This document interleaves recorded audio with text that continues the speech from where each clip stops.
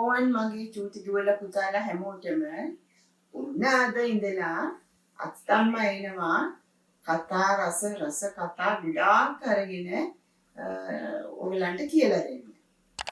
අද මම ලස්සන කතන්දරයක් කියලා දෙන්නයි මේ ලෑස්ති වෙන්නේ.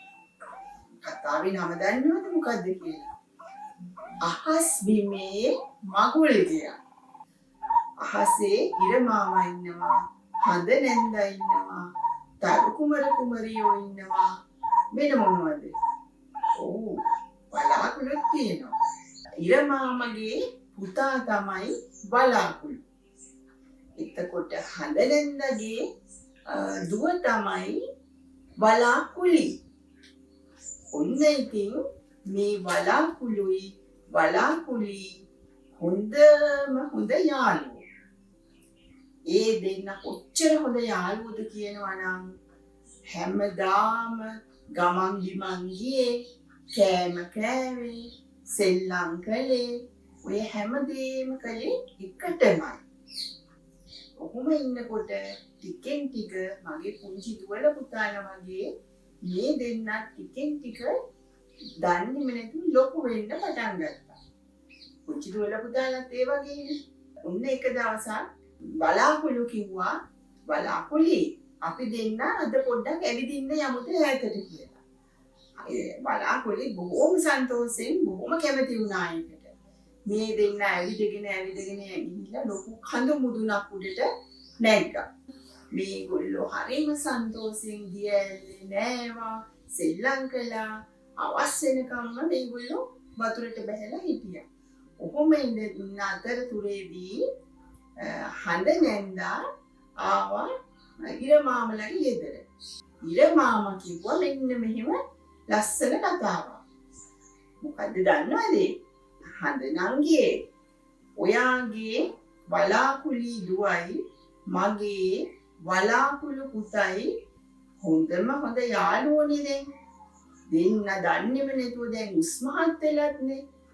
ඉතින් නංගියේ නරකද අපි දෙන්න මේ දෙන්නව එකතු කරලා අසවද බැඳලා දුන්නොත් කියලා.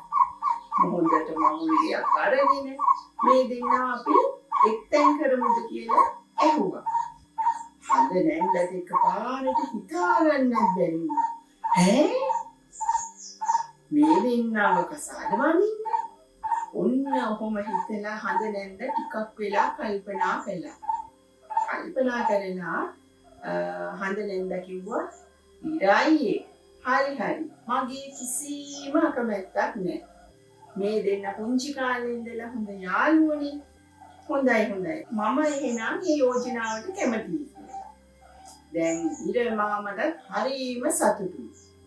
ඔන්න ඉතින් ගොඩාක් දේවල් මේ දෙන්න කතා බහ කරගෙන කර ඉන්නකොට බලාකුලි දැන් මේ දෙන්න ඉන්න තැනට ආවා. ඒ ආවහම ඉර මාමා කිව්වා පුතේ ඔයගොල්ලෝ දැන් හොඳ යාළුවෝනේ. ඕගොල්ලෝ පුංචි කාලේ ඉඳලා හොඳට යාළුකමින් හිටියානේ. දැන් ඕගොල්ලෝ උස්මහත් වෙලා කවදා හරි විවාහයක් කරගන්න ඕනේනේ. අපි දෙන්න කතා වුණා ඔය දෙන්නව විවාහ කරලා දෙන්න. දැන් මොකද මේ දුවයි පුතයි කියන්නේ කියලා ඉර මාමා ඇහුවා. දැන් ඉතින් මොකද වුනේ? බලාකුලිටයි පුංචි ලැජ්ජාවකුත් ඇති වුණා. ඒ දෙන්න මූණ දිහා බලාගෙන ඉඳලා අපිත් ඉතින් අකමැත්තක් නෑ ඒකට කියලා ලැජ්ජාවෙන් එඹරි වගේ කිව්වා. ඔන්න ඉතින් ඔහොම කාලේ ටික ගත වෙනකොට මේගොල්ලෝ විවාහ මගුල් ගෙදරට සූදානම් වුණා. ඉර මාමා මෙන්න මෙහෙම යෝජනාවකුත් කළා හඳ නැන්දාගේ. හඳ නංගියේ මගේ ඉතින් යාළුවෝ හැමෝම ඉන්නේ දවල් කාලේනේ. ඒ නිසා මම දවල් කාලේ ඉන්න යාළුවන්ට මගුල් ගෙදරට ආරාධනා කරනවා. එතකොට හඳ නැන්දා කිව්වා ඒ යෝජනාවට මම කැමතියි. මගේ යාළුවෝ හැමෝම ඉන්නේ රෑ කාලෙටනේ. ඒකට මම මගේ යාළුවන්ට රෑ කාලේ යාළුවන්ට මම ආරාධනා කරනවා කියලා ඔන්න සතුටින් දැන් හඳ නැන්දා ගෙදර ගියා. ගිහිල්ලා එයාගේ යාළුවන්ට. ඒ කියන්නේ කවුද? තරු කුමර කුමරියන්ට, කඩු පුල්ලීලට, කොඳමලීලට ඒ වගේ අයට ආරාධනා කළා. තව පල්ලෙහා පොළවේ ඉන්නවනේ තව යාළුවෝ. බක්සුහාමිලා, තව කවුද? රෑබදුලිලා, හනාමැදිරි අප්පුලා, ඔය වගේ රෑ කාලේ ඉන්න යාළුවන්ට ආරාධනා කළා. එතකොට ඉරමාමා, නෙළුම් කුමාරිලා, මානෙල් මලීලා, මොනර හාමිනේලා, ගෝන අප්පුලා, මුව අප්පුලා, අලිරාල එහෙමත් ඉන්නවා. ඉබිනයිදේ ඔය වගේ යාළුවෝ ගොඩකට ඉරමාමත් මගුල් ගෙදරට එන්න කියලා ආරාධනා කළා. දැන් මේ කට්ටිය හරීම සතුටින් ආරාධනාව පිළි අරගෙන ඔන්න දැන් මගුල් ගෙදර යන්න ඒගොල්ලෝ කතා බහ කරගන්නවා. හැබැයි මේ යාළුවෝ හැමෝටම පුංචි ගැටලුවක් තිබුණා. මොකද්ද දන්නවද? දැන් අපි කොහොමද මේ උඩ අහසේ තියෙන මගුල් ගෙදර යන්නේ? ඒ ගමන දැන් මේගොල්ලෝ හැමදාම වෙල්යායට එකතු වෙලා මේ ගැන කතා කරනවා කොහොමද අපි යන්නේ කියලා. ඔන්න එක දවසක් කට්ටියම එකතු වෙලා වෙල්යායේ කතා කර ඉන්නකොට හුලං මාමා එතනට ආවා. හුලං මාමා ඇවිල්ලා ඇහුවා මොකද මේ කට්ටියට ලොකු ගැටලුවක් වගේ? මොකද මේ අර ඉර මාමගේ ඉරනන්දගේ මගුල් ගෙදර උගුල්ලෝ යන්නේ නැද්ද? ඒ ගමන කට්ටියම කිව්වා අනේ හුලං රාල අපිට මේ පොඩි ගැටලුවක් තියෙනවා. අපි මගුල් ගෙදර යන්න තමයි මේ සූදානම් වෙන්නේ. කොහොමද ඉතින් අපි යන්නේ? ඒ ගමන හුලං මාමා කිව්වා හරි මම ඉන්නකෝ පොඩ්ඩක් මම ඒකට විසඳුමක් හොයලා දෙන්නම්. පොඩ්ඩක් ඉන්නකෝ කියලා හුලං මාමා ඔන්න වේගයෙන් ගියා ඉහළට. ඉහළට ගිහිල්ලා එයා කල්පනා කළා කාටද මේකට කියන්නේ කියලා. ඔන්න හුලං මාමට එකපාරට මතක් වුණා දේදුණු මාමව. තේරුණාද?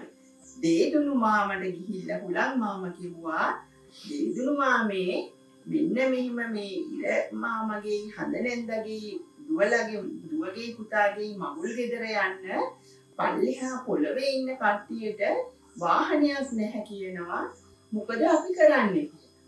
ඒ ගමන දේදුණු මාමා මොකද කිව්වේ? අයියෝ ඔකත් ලොකු ප්‍රශ්නයක්ද?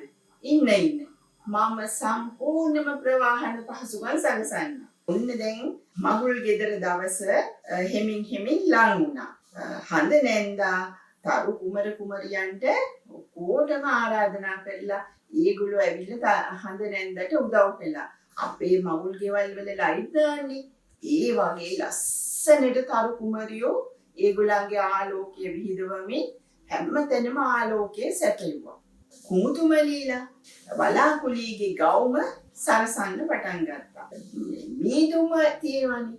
මීදුම් ඒගොල්ලෝ ඇවිල්ලා ගල් වෙන අයිස් කැට වගේ වෙලා පෝරුව හදලා හිටගත්ත මෙහෙම අයිස් කැට වගේ වෙලා. ඊළඟට තවත් මීදුමීලා ඇවිල්ලා එයාගේ ඔළුව ළඟ ඉඳලා මෙහෙම වේල් එක වගේ ලස්සනට විහිදුණා. හරිම ලස්සනයි බලන්න දැන්.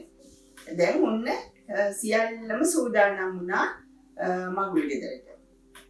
දැන් පල්ලෙහා ඉන්න ගෝන අප්පුලා මුවරාලලා තව කවුද මොනර හාමිනේලා අලිරාල ඔය ඔක්කොම ඔන්න සරසුණා.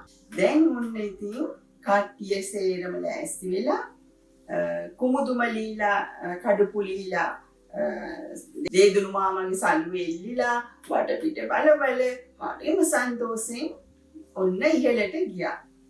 ගිහිල්ලා මගුල් ගෙදරට ගිහිල්ලා හිටියා. ඊට පස්සේ හිමින් උදේ කාලේ ආවනේ.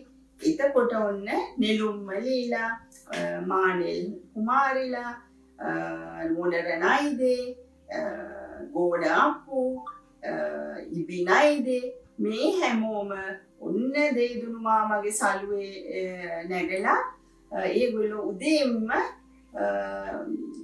මගුල් ගෙදර යන්න ඒගොල්ලොත් අර විදිහටයි එහෙම නැගලා වටපිට බල හරි සන්තෝෂෙන් ඉහළට ගියා. ගිහිල්ලා ඔන්න මගුල් ගෙදර දැන් සියල්ල සූදානම්. පෝරුව චාරිත්‍ර කරලා ඊට පස්සේ ඉර මාමා බොහොම හොඳ කෑම ජාති ගොඩාක් අරගෙන සංග්‍රහ කරන්න සියල්ලම සූදානම් කරලා තිබුණා. අපේ යාළුවෝ හැම කෙනෙක්ම ඒ රසවත් ආහාර භුක්ති විඳිමින් මොනර හාමිනේ මොනර හාමුයි ලස්සන නැටුමක් නැටුවා. අපේ අලිරාල ගෝනාපු ඒගොල්ලන්ට පුරුදු රංගනයක යෙදුණා. මගුල් ගෙදර දැන් අවසාන හෝරාව ආවහම ඉබිනයිදේ වලාකුළුටයි ජීවිතේ කොහොමද ඉස්සරහට ජීවිතේ ගත කරන්න කියලා පුංචි අවවාද ටිකක් දීලා ගෙදර එන්න ඔන්න පිටත් වුණා.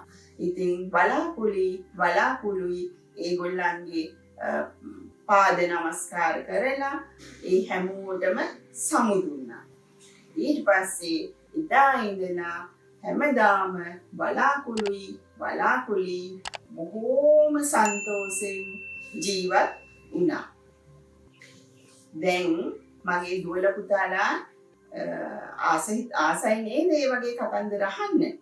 ඒ කතාව අහලා දුවල පුතාලට පුළුවන් ඕගොල්ලෝ ඒ කතාවේ ආසම කරන තැන චිත්‍රයකටත් නගන්න නේද? එහෙම කරලා මේ කතාව හොඳට මතක තියාගන්නකෝ. ඊළඟ දවසෙත් අත්තම්මා එනවා තවත් ලස්සන කතන්දරයක් අරගෙන. ඔන්න දුවල පුතාලා ලෑස්තිලා ඉන්න ඕනේ. මගේ දුවල පුතාලා හැමෝටම එහෙනම් ආයුබෝවන්.